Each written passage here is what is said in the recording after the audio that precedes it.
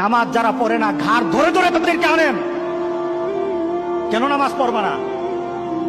তুমি মুসলমান, এই মুহূর্তে তুমি আমরা এক কাতারে দাঁড়াই, এটা যদি আপনার সন্তান হয় ধরেন নামাজ পড়তে আসো।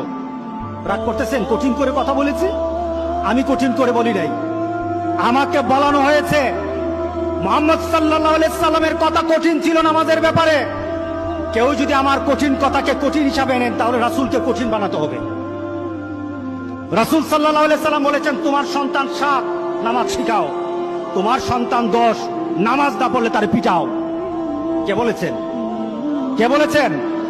রাসূল বলেছেন। তাহলে রাসূল কঠিন হলেন না? নামাজের ব্যাপারে কঠিন না? নামাজের ব্যাপারে আমরা কখনো সহজ হব না। রাজি আছি তো সবাই ইনশাআল্লাহ?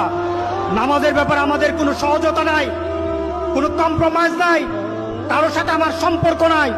নামাজ আছে তো সম্পর্ক আছে, নামাজ নাই আল্লাহর সাথে তার সম্পর্ক নাই, আমার সাথে তার কোনো সম্পর্ক নাই।